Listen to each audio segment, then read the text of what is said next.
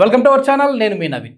పిల్లలు చిన్న వయసులోనే మనం కొన్ని పాయింట్స్ యాక్టివేట్ చేసామంటే హైట్ పెరిగే విధంగా ఉంటారు అని చెప్పేసి ఆక్యుపంచర్ హీలర్ జనార్దనాచారి గారు చెప్తున్నారు. సో పిల్లల హైట్ గ్రో కోసం ఉన్న పాయింట్ ఏంటి, వాటి గురించి అడిగి తెలుసుకుందాం. హాయ్ సార్, నమస్తే అండి. నమస్తే అండి. సార్, ఇప్పుడు చిన్నపిల్లల్లో హైట్ పెరగాలి అని అంటే కొన్ని పాయింట్స్ని యాక్టివేట్ చేయాలన్నారు కదా, ఏంటి ఆ పాయింట్స్ ఏంటి, దానివల్ల అసలు నిజంగా హైట్ గ్రో అవుతారా? ఇప్పుడు మన హైట్ అనేది చూసారా, ఈ మధ్య కాలంలో పిల్లల్లో ఒక సమస్యగా మారుతున్నది. అవును. అలా ఇప్పుడు ఇంజనీరింగ్ కాలేజ్, డిగ్రీ కాలేజ్ దగ్గర పోయి వీడియో చూసేవాళ్ళు మరే మీరు ఒత్తుకోలేరే, మీరు హైట్ లేరు అనేది అంటారేమో. సో ఇక్కడ నోట్ గమనించాలి ఏంటంటే, ఇది 18 సంవత్సరాల లోపు వాళ్ళు మాత్రం యాక్టివేట్ చేసుకుంటేనే హైట్ అవుతారు. యాక్చువల్గా ఏంటంటే హైట్ అనేది ఒక ఏజ్ వచ్చిన తర్వాత ఆగిపోతుంది, గ్రోత్ ఉండదు. సో మగపిల్లలు అయితే అప్ టు 20-21, అమ్మాయిల్లో అయితే 16-18 దాకా, 16 years 17-18 దాకా అమ్మాయిల్లో, అబ్బాయిలు 21 years దాకా గ్రోత్ ఉంటుంది. సో ఆ పెరిగే వయసులో ఉండి పెరగకుండా అక్కడ స్టాగ్నేట్ అయిపోయారు. ఈ అనేక కారణాల వల్ల, ఏ కారణం వల్ల పెరగడం లేదు అనుకున్నప్పుడు ఏం చేయాలంటే గమనించాలి మన పిల్లల్ని.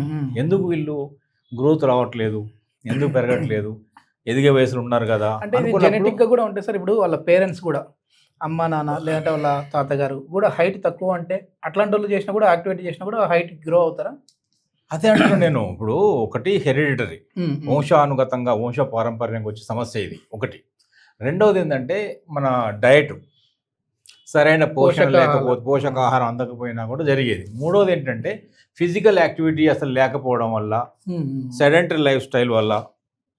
సో ఇలా అనేక కారణాల వల్ల హైట్ అనేది ప్రాపర్గా జరగకపోవచ్చు. ఇప్పుడు మీరు అన్నారు వంశానుగతంగానే వాళ్ళ ఫ్యామిలీలోనే కొంచెం అమ్మ కానీ నాన్న కానీ లేదా తాత ముత్తాతలు షార్ట్గా ఉన్నారు, వాళ్ళు పెరుగుతారా అని అన్నారు మీరు.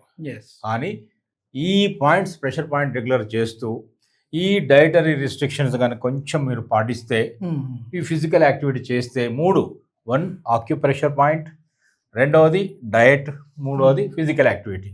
ఈ మూడింటి ద్వారా ఏం చేయొచ్చు అంటే కొంత life style modification.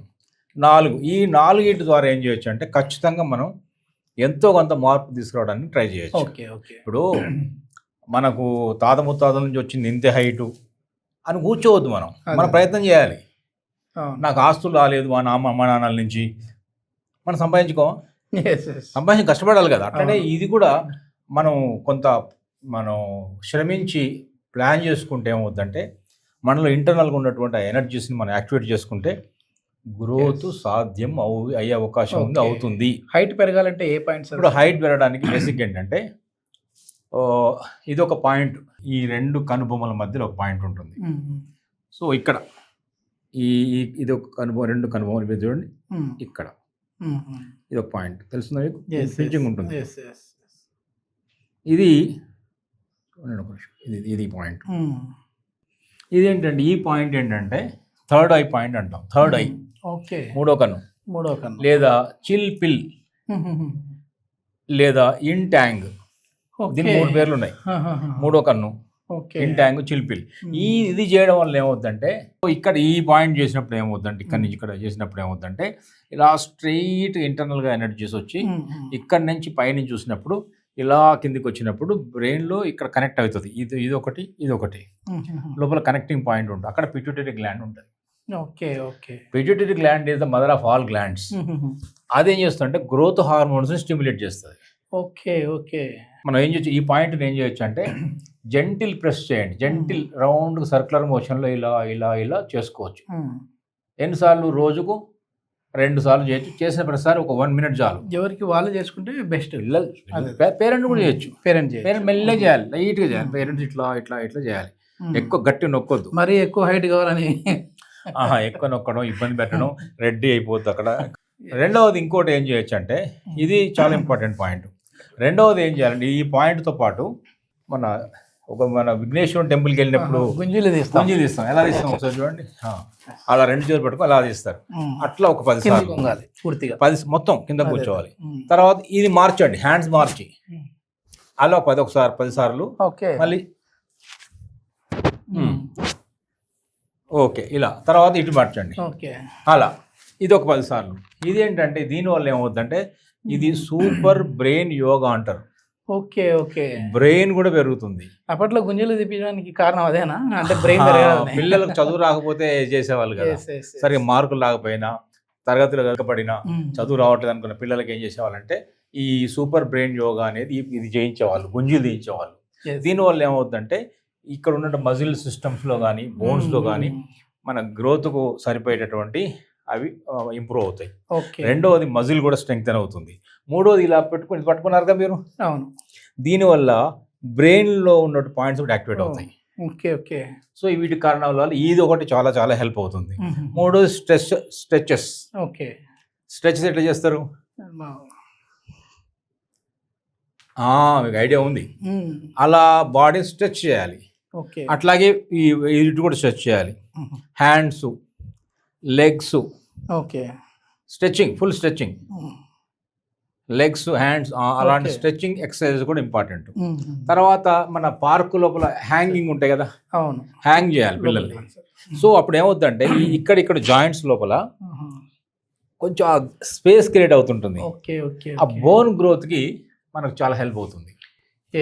Stretches, ఇంటాంగ్ point, stretches, దాంతోపాటు ఇంటాంగ్ పాయింట్, ఈ మన సూపర్ బ్రెయిన్ యోగా, ఇలా ఈ మూడు చాలా చాలా హెల్ప్ అవుతాయి. దీంతో పాటు ఇంకేం చేయొచ్చు అంటే మేజర్గా కాల్షియం ఒకటి ఇంపార్టెంట్ ఓకే పిల్లలకి. అవును. మిల్క్లో కాల్షియం ఉంటుంది పిల్లలకి, అలాగే బటర్ మిల్క్లో ఉంటుంది, ఎగ్లో ఉంటుంది కాల్షియం, తర్వాత ఎగ్లో ప్రోటీన్ కూడా ఉంటుంది కదా. సి విటమిన్ తప్ప అన్నీ ఉంటాయి. అవునవును. ఎగ్ లోపల ఒక విటమిన్ సి తప్ప అన్నీ ఉంటాయి. అవును. సో వీళ్ళకు కాల్షియం ఒకటి ఇవ్వాలి, రెండు ప్రోటీన్ కూడా ఇవ్వాలి. ప్రోటీన్ అంటే ఇందాక మీరు ఎగ్ చెప్పారు, పప్పులన్నీ చెప్పారు, నాన్ వెజ్ తినొచ్చు. సో అవన్నీ కూడా హెల్ప్ అవుతాయి. ఇంకా మేజర్గా వీళ్ళకి కావాల్సింది ఏంటంటే గ్రోత్ హార్మోన్స్ రిలీజ్ అయ్యేది నైట్. ఓకే. కాబట్టి మంచి నిద్ర. పిల్లలు మనం ఒకప్పుడు చిన్నప్పుడు చెప్పేవాళ్ళు పడుకుని నిద్రపోతున్న పిల్లలు లేపొద్దని. వాళ్ళు ఎదిగే వయసులో ఉన్నారు, నిద్రలోనే పెరుగుతారు, నిద్ర లేపకుండా రానేవాళ్ళు. ఓకే. సో పడుకొని ఇవ్వాలి. రోజు చక్కగా 9 గంటలు పడుకోబెడితే పొద్దున 7, 6, 7 దాకా పడుకున్నా కూడా ఏం కాదు. ఇప్పుడు నిద్రను ప్రేరేపించేది కూడా ఇక్కడే ఉంటుంది సార్. అది కూడా నిద్ర ప్రశాంతత తీసుకొస్తుంది, ఫోకస్ పెంచుతుంది, పిల్లల్లో ఫోకస్ పెరుగుతుంది, మార్కులు పెరుగుతాయి, కాన్సన్ట్రేషన్ పెరుగుతుంది, తర్వాత బ్రెయిన్ పవర్ పెరుగుతుంది, చాలా చాలా బెటర్ అవుతుంది. ఈ పాయింట్స్ వల్ల ఏంటంటే మన పిల్లల్లో మనం ఏది వంశానుగతంగా ఇబ్బంది ఉన్నా కూడా ఈ వీటి వల్ల ఎండలో ఉండాలి. ఎండలో ఉంటే కాల్షియం, డి విటమిన్ వస్తుంది. మార్నింగ్ ఎండ, ఈవినింగ్ ఎండ, లేత ఎండ లోపల కూడా ఉండాలి. కొంచెం ఆటలు ఆడించాలి బాగా. అవునవును. ఇప్పుడు ఆటలు అంటే సెల్లులు అయిపోయినాయి బాగా. సెల్ ఫోన్లో ఆడడం గ్రౌండ్లో ఆడాలి. గ్రౌండ్లో ఆడినప్పుడు మాత్రమే ఈ గ్రోత్ అని సాధ్యం అవుతుంది. గ్రౌండ్లో ఆడడము, కాల్షియము, ఫుడ్ తీసుకోవడము, దాంతోపాటు ఏంటంటే మన ఇంకోటి నిద్ర కూడా ఇంపార్టెంట్. ఇది ఇక్కడ హెడ్లో కూడా మనం ఇక్కడ ప్రేరేపించడం వల్ల, దీన్ని యాక్టివేట్ చేయడం వల్ల కూడా మన పిల్లలు అయితే హైట్ పెరుగుతారని చెప్పేసి జనార్దనాచార్య గారు చెప్తున్నారు. సో మీ పిల్లల ఎదుగుదలకు సంబంధించి మీరు ఏమైనా ఇబ్బంది పడుతూ ఉన్నా, లేదు ఈ పాయింట్ మాకు కరెక్ట్గా ఎక్కడ అనేది యాక్టివేట్ చేయడం తెలియదు అని అనుకున్నా సరే, సార్ కాంటాక్ట్ నెంబర్ అయితే ప్రొవైడ్ చేస్తున్నాం. మీరు నేరుగా సార్తో మాట్లాడి అపాయింట్మెంట్ ద్వారా మీరు సార్ని కూడా మీట్ అయ్యి దీనికి సంబంధించిన పూర్తి ట్రీట్మెంట్ ఎలా ఉంటుంది అనేది అయితే తెలుసుకోవచ్చు. Thank you sir. నమస్తే అండి.